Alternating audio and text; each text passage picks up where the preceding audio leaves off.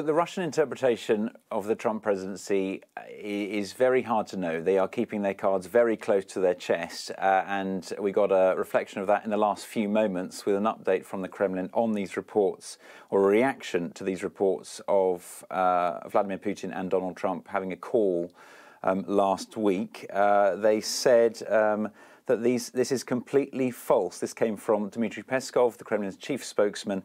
He said there was no conversation, and he reiterated the line we got last week was that there are no specific plans for Vladimir Putin to speak to Trump at the present. So denying these reports overnight from the Washington Post and the Reuters news agency that the two did share a call last week. On Thursday, we were told, the day after the election results, we're told that the two discussed Ukraine and that Donald Trump reportedly urged Vladimir Putin not to escalate the conflict there, and he reminded Putin, we're told, of America's sizable military presence in Ukraine. Now, will that ease concerns in Kyiv? Well, maybe a little bit, but because it's not the pro-Russian rhetoric, if it's true, that they were expecting to hear. But at the same time, if it's true, it is contact between the two. It is the first contact on the phone since this election. I think that will fuel anxiety levels, these reports,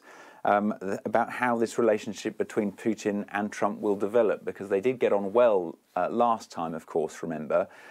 And Vladimir Putin seems to want to rekindle that relationship, given his comments last week. He congratulated Trump on his election win. He praised his bravery during his assassination attempt over the summer, calling him a real man. And I think there are fears, of course, that they will get along well again. I think the UK is also fearful of that, despite John Healey's remarks this morning.